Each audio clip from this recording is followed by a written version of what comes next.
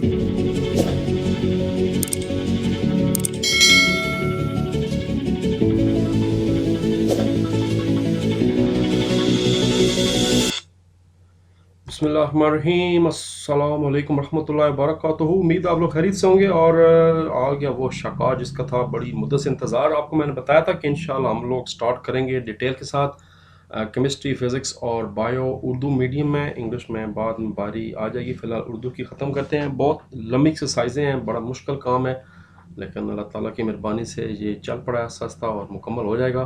तो स्टार्ट करें पहले चैप्टर नंबर 1। चूँकि बड़े चैप्टर्स हैं, हर चैप्टर के दो दो लेक्चर्स होंगे। एक लेक्चर में जैसा आपको नज़र आ रहा है एमसीक्यूज़ और शॉर्ट क्वेश्चन कराऊंगा, और क्योंकि इसमें से बहुत से जो है वो सवाल कंसेप्चुअल सारे और अपने पास से जवाब देना पड़ गया। और जो दूसरी इसकी होगी वीडियो इसी चैप्टर की, उसमें हम लोग लॉन्ग सवाल और जो न्यूमेरिकल्स हैं यानी मश्की सवालात हैं वो करेंगे। तो इस तरह फिजिक्स के भी फिर दो दो चैप्टर ही होंगे, एमसीक्यू शॉर्ट का एक चैप्टर और लॉन्ग क्वेश्चन और न्यूमेरिकल्स का अगला चैप्टर। स्टार्ट कर दें जी। पहले चैप्टर नंबर 1 है और चैप्टर 1 के अंदर चलते हैं। मेरे पास किताब ऑलरेडी पीडीएफ में ओपन है। अगर आपके पास नहीं है तो पंजाब कुरिकुलम टेक्स्ट बोर्ड जो वेबसाइट है वहाँ से आप डाउनलोड कर सकते हैं, वरना इस वक्त बाज़ार में भी अवेलेबल है। चैप्टर 1 का नाम है केमिस्ट्री के बुनियादी असूल। सबसे बड़ा चैप्टर है, बड़ी लेंथी चैप्टर है, बड़ी ज़्यादा इसमें सवाल बनते हैं। ये चैप्टर ख़त्म होने का नाम ही नहीं लेता। तो पहले तो रूटीन के मुताबिक ये है कि एक्सरसाइज करते हैं, उसके बाद जो जो अंदर अहम चीज़ें आती जाएंगी साथ साथ मैं आपको डिफ़ाइन करता रहूँगा।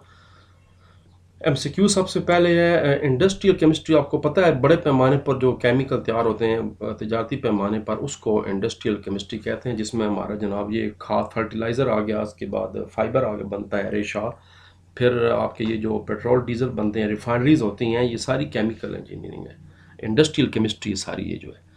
मुंदरजा ज़ैल में से किसके अज्जा को तभी तरीक़ों से अलग अलग किया जा सकता है? जो मिक्सचर होता है उसको आप तभी तरीक़ों से अलग अलग दोबारा कर सकते हैं। समुद्र में पाए जाने वाली एलिमेंट्स में सबसे ज़्यादा कौन सा एलिमेंट है? ऑक्सीजन है। वैसे भी ऑक्सीजन सबसे ज़्यादा पाए जाने वाला एलिमेंट है स्क्वायर अर्स पर। मुंदरजा ज़ैल में से कौन सा एलिमेंट लो जी फिर कशर अर्स का जिक्र आ गया तो वो भी ऑक्सीजन ही है, मैं बता रहा हूँ। ज़मीन की फ़ज़ा में तीसरे नंबर पर कौन सी गैस है? ऑक्सीजन है, उसके बाद नाइट्रोजन है और उसके बाद थोड़ी सी आर्गॉन है। आर्गॉन क्यों है? क्योंकि ये नोबल गैस, आपको पता है ये बड़ी शरीफ गैस होती हैं, रिएक्शन नहीं करती, इसलिए आपस में नाइट्रोजन और ऑक्सीजन से टकराने से बचाने के लिए अल्लाह तबारक व तआला ने आर्गॉन वहाँ पर रखी हुई। 1 MU एटॉमिक मास यूनिट किसके बराबर है? 1.66 ज़रबे 10 की ताकत -23 ग्राम में से इसका एक्चुअल जवाब बनता है। जो एवोगाड्रो नंबर है 24 मेरा ख्याल नहीं बनता, हम आगे जाके दोबारा इसको चेक भी कर लेंगे। ये एवोगाड्रो नंबर भी है, फिर अंदर चेक करें। ये एक्सरसाइज के मुताबिक ये जवाब शायद सही नहीं है, इसका जवाब जो है वो 10⁻³ है। मैं आपको दोबारा बाद में बता देता हूँ। मुंदरजा ज़ैल में से कौन सा ट्राई एटॉमिक मालिक्यूल नहीं है? H2। ट्राई एटॉमिक वो जिसके साथ 3 एटम होते हैं। कॉमन सेंस के नाम है मोनो एटॉमिक, एक एटम जैसे H अकेला, उसके बाद डाई एटॉमिक और फिर ट्राई एटॉमिक। ये भी ट्राई है, 3 है, ये भी ट्राई है क्योंकि 3 मालिक्यूल नाइट्रोजन के, 2 ऑक्सीजन का है, और कार्बन डाइऑक्साइड ये भी 3 है। तो H2 जो है ये डाई एटॉमिक है। पानी के एक मालिक्यूल का मास कितना होता है? 18 AMU होता है। H2SO4 का मोलर मास कितना है? 98 ग्राम। गंधक का तेजाब जिसको आप कहते हैं। मुंदरजा ज़ैल में से O2 का मोलर मास AMU में कौन सा है? 32 AMU। ऑक्सीजन के एक एटम 16 और 16 32। CO2 के 8 ग्राम्स में इसके कितने मोल्स के बराबर है? 0.18 इसका जवाब आएगा। मुंदरजा ज़ैल में से किस जोड़े के अरकान में आयंस की तादाद बराबर होती है? ऑप्शन नंबर सी है 1/3 मोल मैग्नीशियम क्लोराइड और 1/2 मोल सोडियम क्लोराइड नमक। मुंदरजा ज़ैल में से किस जोड़े के अरकान का मास बराबर है? 1 मोल कार्बन मोनोऑक्साइड का और 1 मोल नाइट्रोजन का, इनका मास बराबर होता है। शॉर्ट क्वेश्चन करते हैं। इंडस्ट्रियल केमिस्ट्री और एनालिटिक केमिस्ट्री की तारीफ करें। अच्छा, कुछ के आगे मैंने पेज नंबर लिखे हुए हैं जैसे आपको नज़र आ रहे हैं, ये तो वो हैं जिसका जवाब किताब के अंदर मौजूद है, आपको मैं साथ साथ बता देता हूँ। जिस सवाल का जवाब किताब के अंदर मौजूद नहीं है, मैंने नीचे लिखा हुआ है, वो आपको मैं अभी सारा समझा देता हूँ और आप उसका स्क्रीनशॉट ले लें या कॉपी पेंसिल अपने पास रख लें और उसको फिर आराम से लिख लीजिएगा। वहाँ पर वीडियो को रोक लिया करें और उसको आराम से लिख लिया करें। मैं एक्सपेंड करके बड़ा करके दिखा दूँगा। इसका जवाब मौजूद है। इंडस्ट्रियल केमिस्ट्री और एनालिटिकल केमिस्ट्री की तारीफ़ करें, पेज नंबर 3 और 4। ये पेज नंबर 3 है। ये आगे जी आपकी जनाब इंडस्ट्रियल केमिस्ट्री, केमिस्ट्री की वो शाख है जिसमें तजारती पैमाने पर चीज़ों को के कंपाउंड्स को बनाने का तरीका मुताला किया जाता है, जैसे oxygen, chlorine, ammonia, caustic soda, शोरे, गंधक के तेज़ाब को सनती पैमाने पर इसकी पैदावार की जाती है। मैंने थोड़ी देर पहले फर्टिलाइज़र का जिक्र किया तो जी खाद आ गई, साबुन आ गया, टेक्सटाइल, ज़री पैदावार, केमिकल बनाते हैं, रंग रोगन पेंट बनाते हैं, कागज़ बनाते हैं, इसकी फराहमी शामिल। पूरा जवाब दी करें। बोर्ड में इसलिए नंबर कट जाते हैं कि आप लोग सिर्फ एक एक लाइन लिख देते हैं तो फिर नंबर एक ही मिलता है। अगला सवाल, इसका दूसरा ऐसा है एनालिटिकल केमिस्ट्री। दो चीज़ें पूछी गई थी, मैं दोबारा चेक करता हूँ। बिल्कुल एनालिटिकल केमिस्ट्री पूछा गया। केमिस्ट्री की वो शाखा है जिसमें कीमियाई नमूने के अज्जा की अलहदगी, इनका तजिया और पहचान शनाख्त की जाती है, एनालिटिकल केमिस्ट्री कहलाती है। एनालिटिकल का मतलब ये है अलहदा अलहदा करके। कंप्यूटर साइंस में आपने ये लफ्ज़ पढ़ा होगा, एनालिसिस, चैप्टर नंबर 1 में, उसकी वीडियो मैं ऑलरेडी बना चुका हूँ। कीमियाई अज्जा के अलहदगी नमूने की कैफियती लिहाज से और मकदारी लिहाज से तजिया करने से पहले की जाती है। अगला सवाल है जी, ऑर्गेनिक केमिस्ट्री और इनऑर्गेनिक केमिस्ट्री में फ़र्क बयान करें। बुनियादी केमिस्ट्री जो है दो किस्म की होती है, एक वो जिसमें कार्बन और हाइड्रोजन कंपाउंड्स होते हैं, एक उसमें जिसमें नहीं होते। ऑर्गेनिक केमिस्ट्री जो है ये कार्बन और हाइड्रोजन के कोवेलेंट कंपाउंड, हाइड्रोकार्बन और इनसे मखूज कंपाउंड्स के मुताले का नाम है। जैसे ईंधन आप इस्तेमाल करते हैं, फॉसिल फ्यूल है, कोयला है, गैस है, ये सारे हाइड्रोकार्बन हैं, ये सारी ऑर्गेनिक केमिस्ट्री है। ऑर्गेनिक कंपाउंड्स कुदरती तौर पर पाए जाने के अलावा लेबॉर्ट्री में भी तैयार किए जा सकते हैं। ये लिखा हुआ है, पेट्रोलियम और अद्वियात जो आप बनाते हैं, ये सारी ऑर्गेनिक केमिस्ट्री है। इनऑर्गेनिक केमिस्ट्री वो है जिसमें बाकी तमाम एलिमेंट्स का मुताला और कंपाउंड्स का मुताला किया जाता है, सिवाय इन कंपाउंड्स के जो कार्बन और हाइड्रोजन पर मुश्तमिल हों, इनको अलावा छोड़कर, उनको ऑर्गेनिक, इनको छोड़कर। अब आगे इसकी भी एग्जांपल दे दें, मसलन शीशा बनाने में, सीमेंट बनाने में, सिरामिक्स और दांत साजी वगैरह में इस्तेमाल हो रही है इनऑर्गेनिक केमिस्ट्री, क्योंकि इसमें कार्बन और हाइड्रोजन का इस्तेमाल नहीं होता शीशा बनाने में।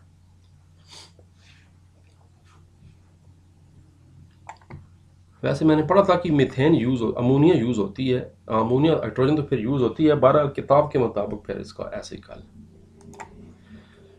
बायोकेमिस्ट्री का स्कोप बता दें। बड़ी ज़बरदस्त आजकल की जदीद दौर की science. Biochemistry page number 3, physical, inorganic, organic और बायोकेमिस्ट्री। इस शाख के तहत जानदारों के अंदर अंजाम पाए जाने वाले तमाम रिएक्शंस का मुताला किया जाता है, अहाता किया जाता है। मसलन जानदारों के जिस्म में मौजूद बायोमॉलिक्यूल जैसे कार्बोहाइड्रेट्स, प्रोटीन, चिकनाइयों के सिंथेसिस और इन अशिया में होने वाले मेटाबॉलिज्म का अमल शामिल है। इसको बायो केमिस्ट्री कहते हैं। बायो का तल्लुक जानदारों के साथ है और जानदारों के अंदर जो कुछ हो रहा है केमिकली आपके जिस्म के अंदर, वो सारी फिर केमिस्ट्री आ गई। खाना खाने से लेकर खाना हजम होने तक और जिस्म का हिस्सा बने तक ये सारी केमिस्ट्री है और इसको फिर मिला के बन गया bio chemistry. Homogeneous mixture, very very very very important question. और हेट्रोजीनियस मिक्सचर कैसे एक दूसरे से मुख्तलिफ हैं, पेज नंबर 10।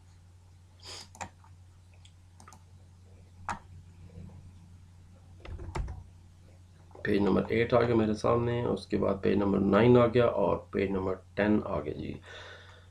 ऐसे मिक्सचर जिनमें अज्जा की, अच्छा सवाल नहीं पूछेगा कि मिक्सचर से क्या मुराद है। अगर एक्स्ट्रा सवाल आ जाए कि मिक्सचर से क्या मुराद है तो ये ऊपर इसका जवाब यहाँ पर है, मिक्सचर से क्या मुराद है।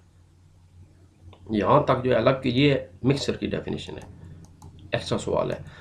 होमोजीनियस और हेटेरोजीनियस में क्या फ़र्क है, वो ये वाला है। ऐसे मिक्सचर जिनके अज़ा की तरकीब एक हर जगह यकसा होती है होमोजीनियस मिक्सचर कहलाते हैं, जैसे हवा, गैसोलीन, आइसक्रीम। जिधर भी मर्जी हवा हो, चाहे कमरे की हवा चाहे बाहर की हवा, उसमें जो आपका सारा उसके हैं, ऑक्सीजन है, नाइट्रोजन है, आर्गन, हर चीज़ है, वो सारी स्टैंडर्ड होगी। जबकि दूसरी जानब हेट्रोजीनियस मिक्सर ऐसे मिक्सर से कहते हैं जिसमें अज़ा की तरकीब हर जगह एक जैसी नहीं होती। मतलब मट्टी हर जगह एक जैसी नहीं है, डिफरेंट है।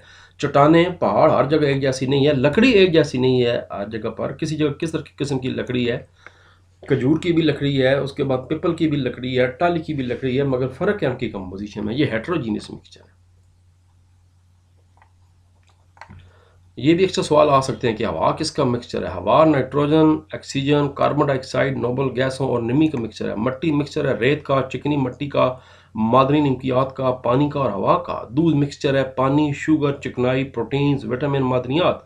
पीतल, ये तो आखिर सवाल भी हमारा शॉर्ट क्वेश्चन, पीतल मिक्सचर है कॉपर और जिंक का। ये भी आप इसको नोट करें लाजमी कि आप जानते हैं मैंने टिक किए हुए, इसमें सवाल बहुत बन जाते हैं ये वाले। अगला सवाल है जी, रिलेटिव एटॉमिक मास से क्या मुराद है और ग्राम से इसका तल्लुक कैसे जोड़ा जा सकता है। पेज नंबर 13, ये पेज नंबर 11, उसके बाद आगे जी पेज नंबर 12 और अब आगे जी पेज नंबर 13। आपको पता है कि मुख्तलिफ एटॉमिक मास के कार्बन 12 के एटॉमिक मास की निस्बत एलिमेंट का रिलेटिव एटॉमिक मास कहलाती है। आपको पता है कि बहुत छोटे एटम का वजन मालूम करना मुमकिन नहीं है, तो हम लोग इसको हमेशा किसी भी एलिमेंट्स को जो है वो कार्बन के जो एटॉमिक मास है उससे आपस में रेशो करा कर तो मालूम कर लेते हैं किसका कितना वजन होगा। किसी एलिमेंट का रिलेटिव एटॉमिक मास इस एलिमेंट के एटम्स के औसत एटॉमिक मास और कार्बन 12 आइसोटोप के एटॉमिक मास के 12वें हिस्से के निस्बत बराबर होता है। ये भी नीचे बता दें कि रिलेटिव एटॉमिक मास के यूनिट को एटॉमिक मास यूनिट कहा जाता है, जिसका सिंबल AMU है। एक एटॉमिक मास यूनिट कार्बन के 1/12 हिस्सा होता है। यहाँ तक आगे बता दी कि इसको ग्राम में नापा जाता है, AMU को, उसी को ग्राम कहते हैं। एक और सवाल है, उसका जवाब भी इधर ही है, मैं आपको वो दोबारा बताता हूँ, वो भी पेज नंबर 13 पे ही है, आगे जाके उसका चलते हैं। वो भी पेज नंबर 13 भी होगा, आगे है जाके लिखा, मैं आपको बताता हूँ। अगला सवाल है, एम्पिरिकल फार्मूला क्या होता है, इसकी तारीफ मिसालों के साथ वाज़ेह करें। Page number 14। एम्पिरिकल फार्मूला क्या, chemical formula, empirical formula. Empirical formula chemical फार्मूले की जो सादा तरीन शक्ल है उसको एम्पिरिकल फार्मूला कहते हैं। ये एक कंपाउंड में मौजूद एटम की सादा निस्बत है। जैसे आप एग्जांपल दे दें, जैसे रेत, सिलिका एक कोवलेंट कंपाउंड है, इसमें सिलिकॉन और ऑक्सीजन की निस्बत 1.2 है, लिहाजा इसका एम्पिरिकल फार्मूला होगा SiO2। इस तरह ग्लूकोज से जो आप खाते हैं गैलेक्सो डी, इसमें कार्बन, हाइड्रोजन, ऑक्सीजन की सादा तरीन निस्बत 1:2:1 है, जिसका एम्पिरिकल फार्मूला है CH2O। अच्छा ये मिस्टेक है, ठीक है, वो फिर बाद में अगर मुकम्मल ग्लूकोज करें तो वो उसका तो फिर आ जाएगा C6H12। ठीक हो गया, ये इसका सादा तरीन, ठीक सादा तरीन फार्मूला सिंपल बताना है। हाइड्रोजन के 2 एटम होंगे और कार्बन और ऑक्सीजन का एक एटम होगा। यहां तक इसके 2 एग्जांपल आपने दे दी। अगला सवाल है जी, आप ये क्यों कहते हैं हवा मिक्सचर है और पानी कंपाउंड, कम अज कम 3 वजूहात बयान करें। इसका जवाब किताब के अंदर नहीं है, इसका जवाब नीचे चलते हैं, स्क्रीनशॉट ले लें या इसका कॉपी पे लिख लें। 4 पर्सन बताएं, मैंने 3 बताएं, 4 लिखनी है, जो 3 आसान लगते हैं वो कर लें, ऊपर हेडिंग दे दें। आप ये क्यों कहते हैं कि हवा मिक्सचर है और पानी कंपाउंड, 3 वजूहात बयान करें। हवा बतौर मिक्सचर और पानी बतौर कंपाउंड। जो हवा होती है ये नाइट्रोजन, ऑक्सीजन और कार्बन डाइऑक्साइड वगैरह और नोबल गैसेस के सादा मिलाप से बनती है, जबकि पानी सिर्फ H2 और O2 के कीमियाई मिलाप से बनता है। ये कंपाउंड है, केमिकल।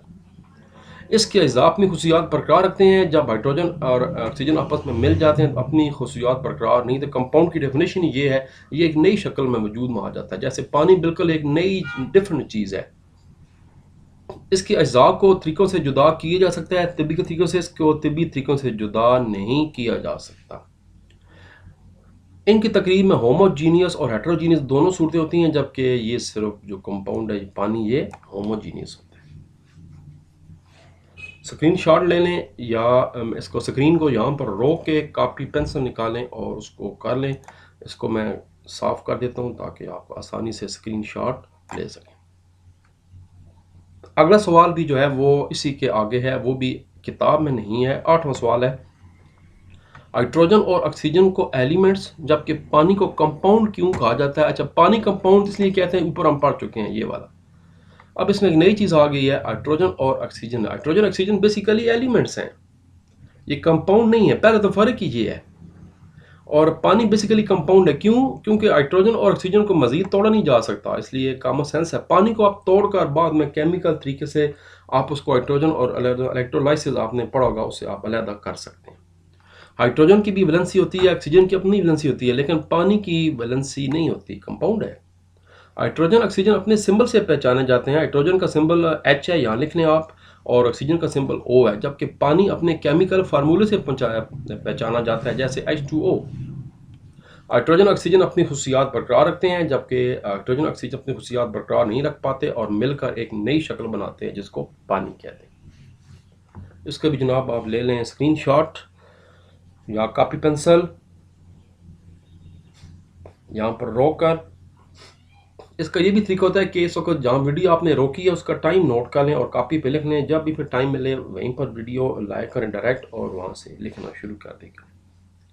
अगला सवाल भी किताब में नहीं है, एलिमेंट्स को सिंबल से लिखने का क्या फ़ायदा? ये उसकी पहचान होती है, कॉमन सेंस की बात है कि पूरा नाम कई दफ़ा याद नहीं होते, तो पूरे नाम के बजाय हम उसका एक शॉर्टकट रख लेते हैं। जैसे बाद दफ़ा हम बच्चों का नाम मिट्टू शिट्टू रख लेते हैं, मिट्टू टोनी मोनी। ऐसे ही जनाब एलिमेंट्स के नाम भी हम लोग जो हैं उसके सिंबल से लिखा जाता है, और हर सिंबल 3 फ़ायदे उसने बताए हैं। एलिमेंट्स के पूरे नाम के बजाय उसका सिंबल लिखा जाता है। आगे एग्जांपल दे दें, जैसे आज नीचे लिखी हुई है, सिंबल एलिमेंट्स के एक एटम को जाहिर करता है। सिंबल को देखते ही एलिमेंट्स की पहचान हो जाती है। मसलन अगर H लिखा हुआ है तो आपको पता है कि हाइड्रोजन है, अगर O लिखा हुआ है तो ऑक्सीजन है, C लिखा हुआ है तो कार्बन है, Na लिखा हुआ है तो सोडियम है। ये इसकी पहचान हो जाती है। अगला सवाल भी एक्सरसाइज में नहीं है, 10वां। सॉफ्ट ड्रिंक, ये जो आप कोका कोला शोला मोला पीते हो, सारे बोतलें शोतलें ठंडियाँ बर्गर पिजे, सॉफ्ट ड्रिंक मिक्सचर है जबकि पानी कंपाउंड है, वजह बयान करें। भाई आज वैसे ही बस है और बारिश होने वाली है तो पानी पानी हर तरफ होगा। सॉफ्ट ड्रिंक मिक्सचर है जबकि पानी कंपाउंड है, क्योंकि आप चाहें तो इसको इस तरह भी लिख सकते हैं, दरमियान में लाइन लगा लें, जैसा कि ऊपर वाले मैंने दोनों सवाल कराए थे। एक तरफ लिख लें सॉफ्ट ड्रिंक मिक्सचर है, क्यों? पानी कंपाउंड है, क्यों? Number 1, soft drink sugar carbon dioxide की मिलाप से बनता है और पानी के सादा मिलाप से, ये पहला पॉइंट बन जाएगा। अगर आप उसको चाहें तो इस तरह लाइन लगा के लिख लें, ज़्यादा बेहतर है। पहला पॉइंट पानी का, पानी H2 और O2 के केमियाई मिलाप से बनता है। दूसरा पॉइंट, सॉफ्ट ड्रिंक के अज्जा को तरीकों से अलहदा जुदा किया जा सकता है क्योंकि वो मिक्सचर है, जबकि पानी के अज्जा को तिब्बी तरीकों से जुदा नहीं किया जा सकता, हम बार बार पढ़ चुके हैं। सॉफ्ट ड्रिंक के अज्जा अपनी खुशियात बरकरार रखते हैं। तीसरा पॉइंट, जबकि पानी के अज्जा अपनी शनाख्त खो देते हैं। ये ऊपर हम हाइड्रोजन वाले टॉपिक में, ऑक्सीजन टॉपिक में पढ़ चुके हैं। तो अब बेहतर है इसको भी दरमियान में लाइन लगाकर और इसको भी इधर उधर पॉइंट्स बना दें, तो 3-3 पॉइंट्स बन जाएंगे। आपको बता रहा हूँ मुश्किल एक्सरसाइजें हैं, सारी की सारी कंसेप्चुअल हैं। अगला सवाल जनाब देखते हैं, 11वां सवाल भी एक्सरसाइज में नहीं है, एक्सरसाइज का है मगर ये भी किताब में अंदर नहीं है, ये भी अपने पास से बताना है। मंदरजा झैल में से हर एक के बारे में बताएं। एक्सरसाइज आप अपने पास खोल लें। अगर आपको शक हो रहा है कि उस्ताद एम ही अपने पास इरादा देता जा रहा है तो मैं एक्सरसाइज दिखा देता हूँ। बच्चे शक होता रहता है उस्तादों पर, बच्चों का। ये अभी हमने एलिमेंट्स को सिंबल वाला कर लिया, हाइड्रोजन वाला कर लिया है, मैं हवा में भी कर लिया, सॉफ्ट ड्रिंक अभी कर लिया। अब ये करना है 11वां सवाल। इनमें से बताना है कि कौन सा एलिमेंट है, कौन सा मिक्सचर है और कौन सा compound. He helium mix element है, H2 ये भी एलिमेंट्स, हाइड्रोजन, ये दोनों एलिमेंट्स होंगे। CO एलिमेंट है और CO बड़ा O है, ये कंपाउंड है, ये कार्बन मोनोऑक्साइड बन जाती है, ऑक्सीजन का सिंबल शो कर रहा है। पानी और दूध, पानी कंपाउंड है H2O का, दूध मिक्सचर है। अब आपको याद आ गया मैंने कौन से पेज पे टिक करवाया था। मैंने कहा था कि आप जानते हैं कि सामने सारा कुछ लिख लें कि दूध मिक्सचर है। गोल्ड और ब्रास, सोना ये एलिमेंट है गोल्ड, जबकि ब्रास पीतल ये मिक्सचर है। अभी आगे हम जाके पढ़ते हैं। ये भी मैंने ऊपर आपको टिक करवाया है कि पीतल किसका मिक्सचर है, जिंक और कॉपर का मिक्सचर है। जिंक और तांबे को मिला दें तो पीतल बनता है, ब्रास जिसको कहते हैं। आयरन लोहा एलिमेंट है, लेकिन जब आयरन के अंदर क्रोमियम वगैरह इस तरह की चीज़ें मिक्स की जाती हैं तो वो फौलाद स्टील बन जाता है, ये स्टील मिक्सचर है। आप स्टेनलेस स्टील के बर्तन इस्तेमाल करते हैं मज़ीद मजबूती के लिए उसके अंदर मज़ीद केमिकल डाले जाते हैं तो वो स्टेनलेस स्टील बन जाता है, उसको जंग भी नहीं लगता। क्रोमाइट डालते हैं समय लोहे के अंदर क्रोमाइट मिक्स किया जाता है। लो जी 12वां सवाल जो है ये भी एक्सरसाइज में किताब के अंदर नहीं है। एटॉमिक मास यूनिट की तारीफ करें, इसकी ज़रूरत क्यों पेश आई। 12वां, एटॉमिक मास यूनिट की तारीफ करें, इसकी ज़रूरत क्यों पेश आई। एक एटॉमिक यूनिट कार्बन के एक एटम बट 1/12 ऐसा होता है, जिसे AMU कहते हैं। ग्राम्स में एटॉमिक मास यूनिट इस तरह ज़ाहिर होता है, 1 MU बराबर है। अच्छा ये सही है जी, मैंने वो MCQ जो था वो ठीक था। 1066 ज़रबे 10 की ताकत -24, ये ठीक।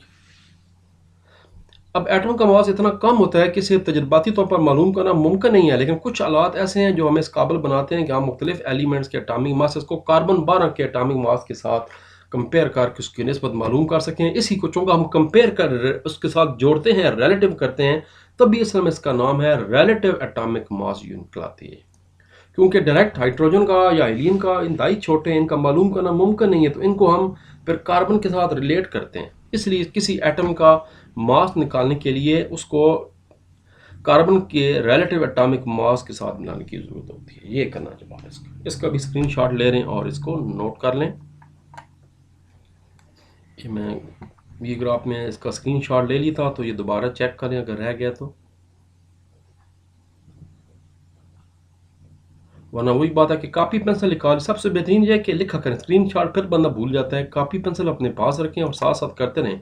अभी छुट्टियों में टाइम रहता है, आज 25 तारीख है, मेरे ख्याल 16 को या 20 को खोलने हैं। तो मेरी कोशिश है कि इंशाल्लाह, कि मेरा अपना कॉलेज जो जल्दी खोल रहा है, लेकिन मैं कोशिश करूँगा कि 3-3 जो है ना वो चैप्टर्स हम मुकम्मल कर दें। अमूमन छुट्टियों का होमवर्क जो है वो यही 2-3 चैप्टर आए हुए, फिर बाकी साथ साथ आके करते रहेंगे। कम अज़ कम आपके पेपर्स होने हैं तो आप पहले 2-3 चैप्टर तैयार करके जाएँ घर से। जनाब 13वां सवाल भी फिर एक्सरसाइज में जो है, एक्सरसाइज का है, इसका जवाब भी किताब के अंदर कोई नहीं है। मंदरजा ज़ैल ग्रुप को बाम मिलाने वाली चीज़ों का नाम बताएं। Question number 13। तो ये फिर आयरन, क्रोमियम, निकल। आयरन, क्रोमियम और निकल मिला बेसिकली मिक्सचर है फौलाद, जिसको स्टील कहते हैं। मैं थोड़ी देर पहले बता चुका हूँ कि लोहे के अंदर फिर क्रोमियम, निकल और आजकल क्रोमाइट भी यूज़ की जाती है, जिसकी वजह से वो स्टेनलेस स्टील बन जाता है। क्रोमियम और है और क्रोमाइट बेसिकली और चीज़ है, मगर दोनों इस्तेमाल होती हैं स्टील बनाने में। एल्यूमिनियम और सल्फर जो है ये कंपाउंड है। यानी पहले तो ये बताना है कि ये क्या है, ये मिक्सचर है। अब इससे बनता क्या है, फौलाद यानी स्टील बनता है। ये कंपाउंड है, इससे बनता क्या है, एल्यूमिनियम ऑक्साइड बनती है। पानी और शुगर ये मिक्सचर है। पानी खुद कंपाउंड है, शुगर खुद एक कंपाउंड है, पर जब दोनों आपस में मिल जाएंगे तो ये मिक्सचर बन जाएगा। इससे क्या बनेगा, शुगर सॉल्यूशन बन जाएगा।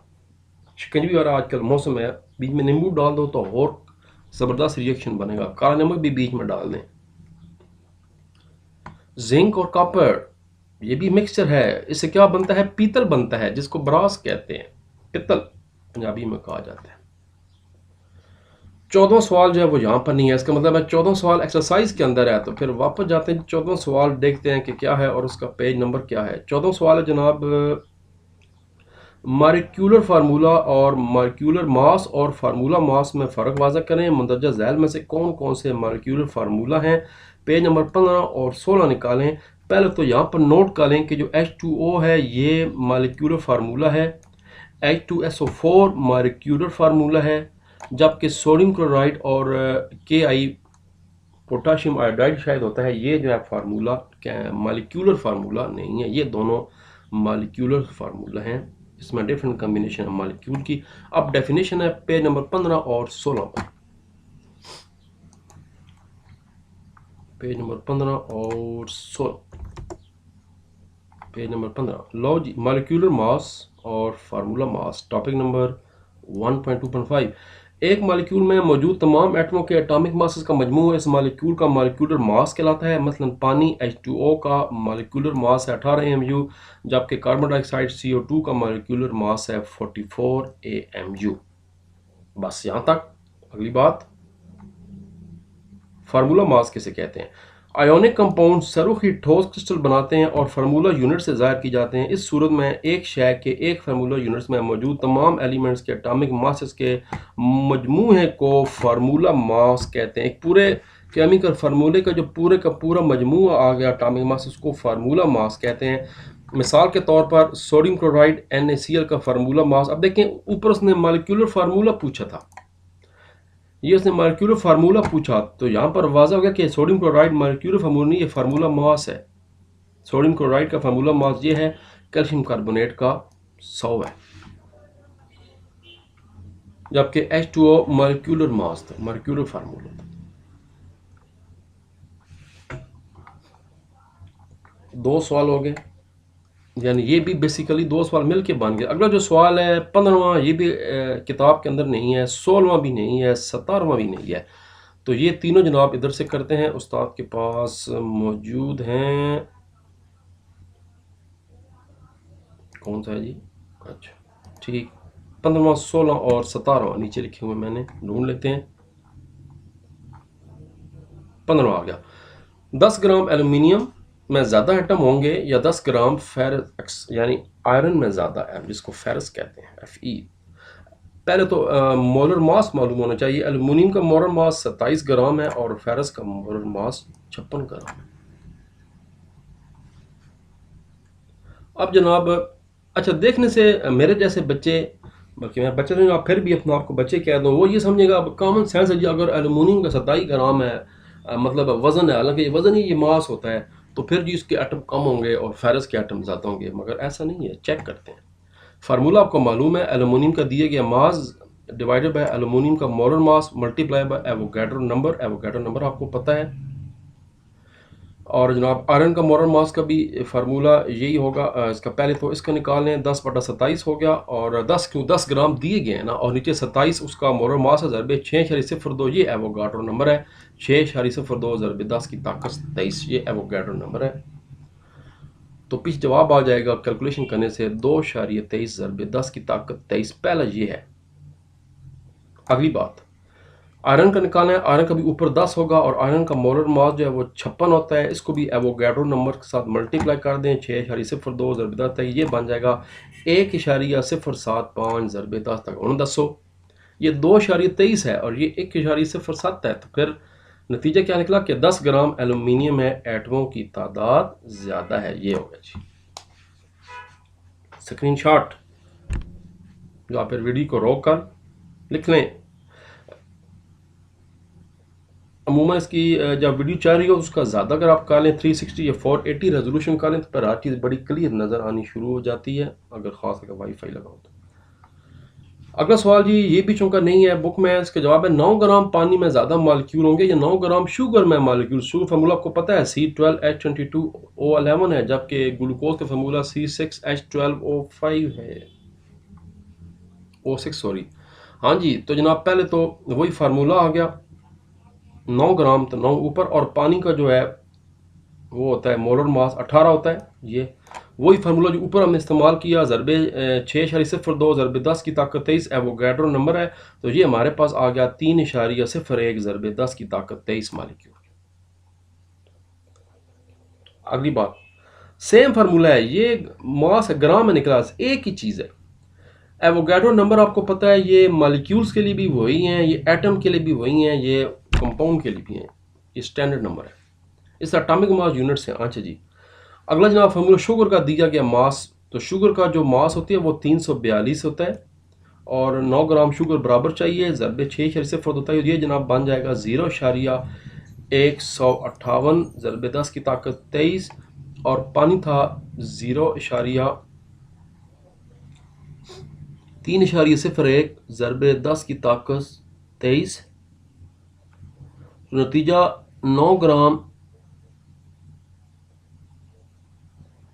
ये शायद मैंने नतीजा गलत लिख दिया है, मालिक्यूल जो हैं वो पानी में ज़्यादा होते हैं, पानी में 3.01 होते हैं और शुगर में 0.18 है। नतीजा गलत हो गया, पानी में, सॉरी, पानी में मालिक्यूल की तादाद ज़्यादा होती है।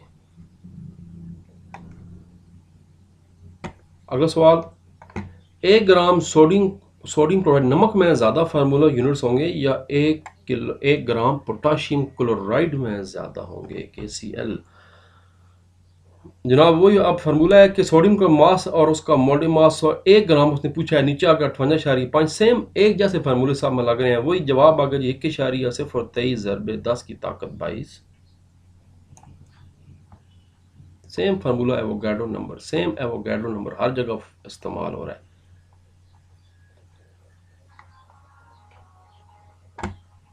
इस तरह फिर पोटाशियम क्लोराइड का देख लें। पोटाशियम क्लोराइड का बन जाएगा सेम वही फार्मूला इस्तेमाल करेंगे तो ये बन जाएगा 8.1 ज़रबे, ये 10 की ताकत 21 है, वो 10 की ताकत 22 है, यहाँ पर मिस्टेक नहीं करनी। तो फिर इसका मतलब है कि ज़्यादा सोडियम क्लोराइड्स में फार्मूला यूनिट्स होते हैं ये वाले। ये 10 की ताकत 22, ये 10 की ताकत 21, तो फिर इसका मतलब है ये वाला। अब यहाँ पर 8 और 1 को कंपेयर नहीं करना, ऊपर और बात थी, यहाँ पर वो बराबर थे, 10 की ताकत 23 था, 10 की ताकत 23 था, यहाँ ऊपर बराबर थे, 10 की ताकत 23, 10 की ताकत 23। तो फिर यहाँ हमने चेक किया था कि यहाँ 2.23 था, ये बड़ी वैल्यू होती है, और 1.75 कम होती है। यहाँ पर डिफरेंट सूरत हाल है, यहाँ पर आगे जो पावर है वो कम होगी, ये 10.22 है और ये 10 की 21 है।